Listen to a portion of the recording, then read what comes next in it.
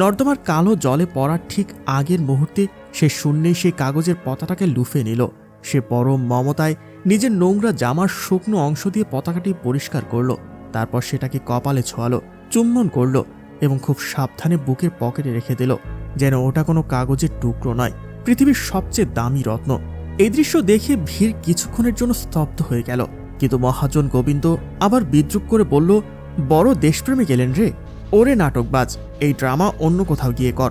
ঠিক তখনই শহরের পরিবেশ দ্রুত বদলে যেতে শুরু করলো। দূর থেকে পুলিশের গাড়ির সাইরেনের শব্দ ভেসে আসতে লাগলো। প প প এটা কোনো সাধারণ পুলিশের গাড়ি ছিল না। পুলিশের কনভয় দ্রুতগতিতে বাসস্ট্যান্ড চত্বরে প্রবেশ করলো।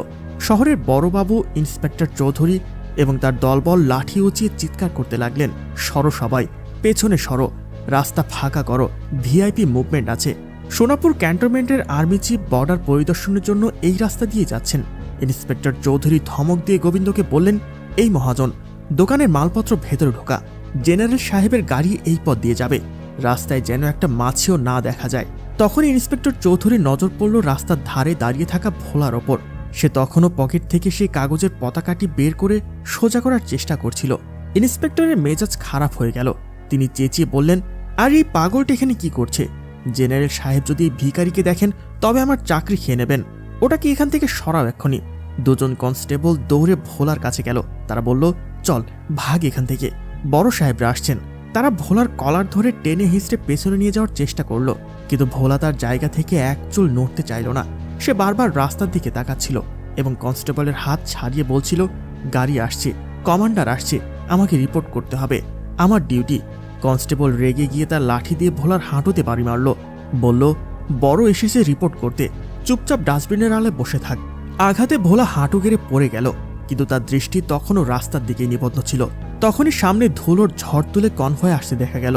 সবার আগে মিলিটারি পুলিশের বাইক, পেছনে পাইলট জিপসি এবং মাঝখানে একটি বিশাল কালো রঙের বুলেট প্রুফ ল্যান্ড ক্রুজার, যার সামনে 3টে তারা এবং সেনাবাহিনীর পতাকা লাগানো ছিল। এটি ছিল লেফটেন্যান্ট জেনারেল বিক্রম রায়ের গাড়ি। জেনারেল বিক্রম রায় সেনাবাহিনীর শৃঙ্খলা এবং কঠোরতার এক মুহূর্ত প্রতীক। তিনি পেছনের সিটে বসে কিছু গুরুত্বপূর্ণ ফাইল দেখছিলেন। বাসস্ট্যান্ডে ভিড় থাকায় কনভয়ের গতি কিছুটা ধীরে হয়ে গেল। ইন্সপেক্টর চৌধুরী এবং পুলিশরা অ্যাটেনশন হয়ে স্যালুট দিচ্ছিলেন। ভিড়ের আড়ালে কনস্টেবলরা ভোলার মুখ চেপে ধরে রেখেছিল, যাতে সে শব্দ করতে না পারে। কিন্তু যেই ভোলা সেই 3 তারা লাগানো গাড়ি এবং তার ওপরের তেরঙ্গা পতাকা দেখল, তার শরীরে এক অমানবিক শক্তি ভর করল। সে এক ঝটকায় দুজন কনস্টেবলকে সিটকে ফেলে দিল। কনস্টেবলরা দূরে গিয়ে পড়ল। ভোলা তার ছেঁড়া পোশাকে কাদামাখা শরীর নিয়ে ভিড় চিরে সোজা রাস্তার মাঝখানে এসে দাঁড়ালো। কনভয়ের পাইলট গাড়িটি সজোরে ব্রেক কষল। কক কক গাড়ি থেমে গেল। কমান্ডাররা মুহূর্তের মধ্যে গাড়ি থেকে লাফিয়ে নামলো। তাদের স্বয়ংক্রিয় বন্দুকগুলো ভোলার দিকে তাক করা হলো। ইন্সপেক্টর চৌধুরীর শ্বাস বন্ধ হওয়ার উপক্রম হলো।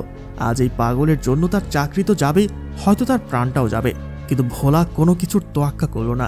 সে তার 2 পায়ের গোড়ালি একসাথে করল, বুক টান টান করল এবং ডান হাতের তালু কপালে ঠেকিয়ে এমন নিখুঁত ও কড়া এক স্যালুট দিল যে বাতাসের শব্দ যেন স্তব্ধ হয়ে গেল। তার চোখে আর সেই পাগলামি ছিল না। সেখানে এখন জল জল করছে এক ফৌজি অফিসারের ইস্পাত কঠিন শৃঙ্খলা। সে তার গলার শিরা ফুলিয়ে চিৎকার করে উঠল, Jai Hind sir, alpha 1 reporting for duty sir.